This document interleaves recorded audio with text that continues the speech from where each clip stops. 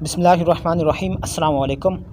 میں ہوں آپ کا ہوسٹ خالد ابراہیم اور آپ چینل دیکھ رہے ہیں کلیکٹ نالج۔ دوستو، آج میں آپ کو جس عظیم شخصیت کے متعلق بتانے جا رہا ہوں وہ ہیں ابوالقاسم زہراوی۔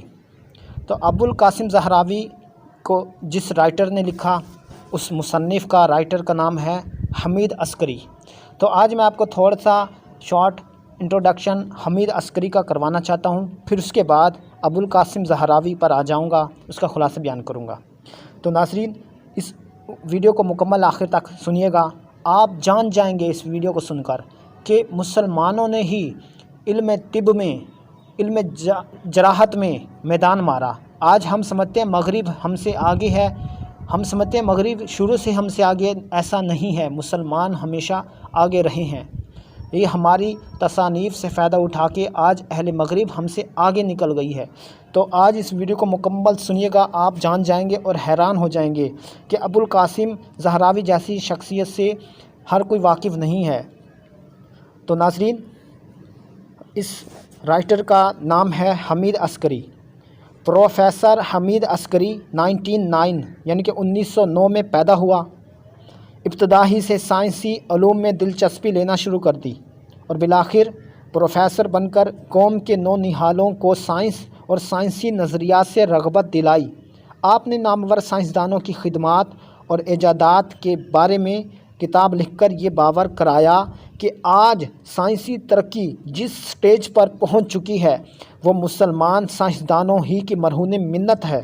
اس کے علاوہ پروفیسر حمید عسکری نے اضافیت کا نظریہ لکھ کر یہ واضح کیا کہ اس نظریے کا اطلاق فزکس کے مختلف شعبوں میں کیا گیا ہے۔ ہر حصہ خاص طور پر اونچے درجے کا ہے۔ اس میں اعلیٰ ریاضیاتی طریقوں کا استعمال ہوا ہے۔ فزکس کے میدان میں پروفیسر حمید عسکری کی خدمات کو ہمیشہ تحسین کی نظروں سے دیکھا جائے گا۔ 1971 میں خالق حقیقی سے جا ملے۔ تو یہ مختصر سا حمید عسکری جو رائٹر ہیں ابوالقاسم زہراوی کے، ان کا تھا۔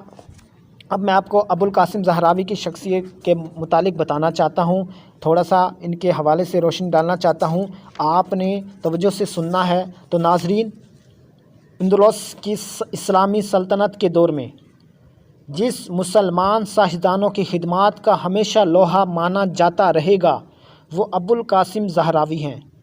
اسپین کے مشہور حکمران عبد الرحمن الناصر نے اپنے دارالسلطنت قرطبہ سے 4 میل کے فاصلے پر قصر زہرا کے نام سے ایک خوبصورت محل تعمیر کروایا۔ زہرا اس کی ملکہ کا نام تھا۔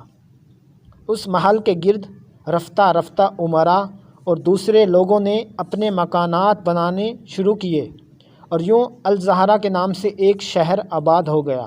تو اسی شہر میں ابوالقاسم پیدا ہوا اور زہراوی کہلائے۔ اس سائنسدانوں کے آباء و اجداد اندلسی تھے۔ اس کی ولادت 936 میں عبد الرحمن الناصر کے عہد میں ہوئی۔ اس وقت قرطبہ دارالحکومت تھا۔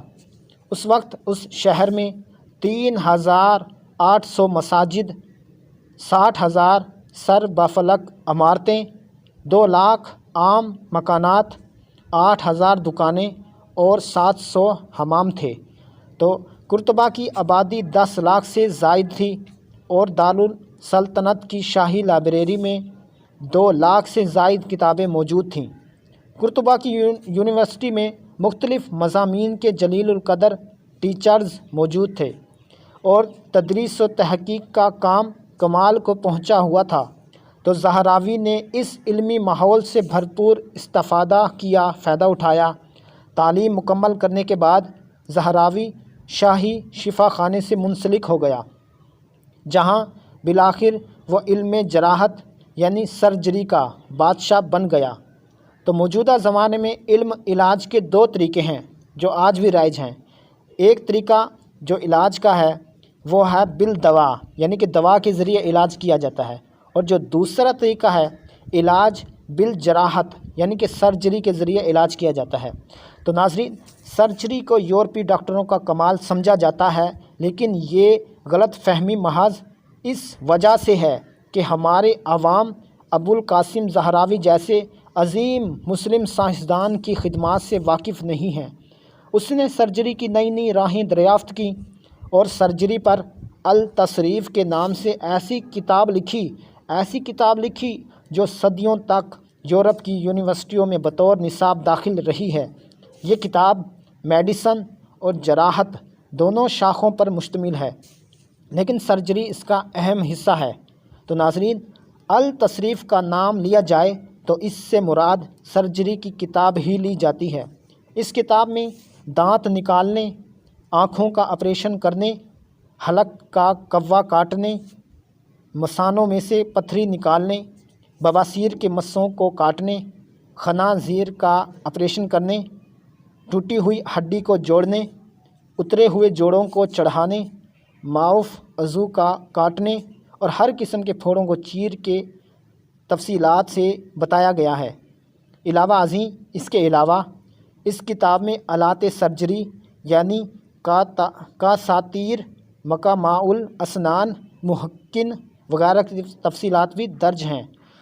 تو فاضل مصنف نے سرجری کے متعلق پوری تصریحات کی ہیں۔ طرز بیان سادہ اور عام فہم ہے، صرف انہیں امور کی وضاحت کی گئی ہے جو عملی افادیت کے حامل ہیں۔ تو اہل مغرب بھی زہراوی کی خدمات کے قائل ہیں اور انہیں استاد کامل کی حیثیت سے مانتے ہیں۔ حقیقت یہ ہے کہ اہل مغرب نے زہراوی ہی کی بدولت سرجری میں کمال حاصل کیا۔ التصریف کا لاطینی ترجمہ 1497 یعنی کہ 1497 میں وینس سے شائع ہوا۔ بعد ازاں پھر اس کے بعد متعدد ایڈیشنوں میں عربی کتاب کی اصل تصویریں بھی شائع کی گئیں۔ پھر 1541 میں باسل سے ایسا ایڈیشن شائع ہوا کہ جس کے ایک طرف عربی اور دوسری طرف لاطینی عبارت تھی۔ یورپ میں اس کتاب کی افادیت 19ویں صدی کے آخر تک باقی رہی۔ 1881 یعنی کہ 1881 میں لی کارک نے اس کا ترجمہ فرانسیسی میں کیا۔ پھر اس کے بعد اس کتاب کی بیشتر شرحیں لکھی گئیں جس نے اسے یگانہ روزگار بنا دیا۔ تو ناظرین، زیر نظر مضمون میں اس حقیقت کا اظہار کیا گیا ہے کہ مسلمانوں نے طب کے میدان میں مغرب پر فوقیت حاصل کر رکھی ہے۔ بعض مسلمان سائنسدان ایسے ہیں کہ اہل یورپ ان کی گرد کو بھی پہنچ نہیں سکے۔ ان میں سے ایک کا نام ابوالقاسم زہراوی ہے۔ تو ناظرین، زہراوی نے تحقیقات، ایجادات اور مختلف حقائق و شواہد کی دریافت سے ترقی کی نئی راہیں کھولیں۔ ابوالقاسم زہراوی نے سرجری کے میدان میں پیش قدمی کی اور التصریف میں سرجری کے کارناموں اور آلات وغیرہ کی وضاحت کر کے ایک دنیا کو ورطۂ حیرت میں ڈال دیا، حیران کر دیا۔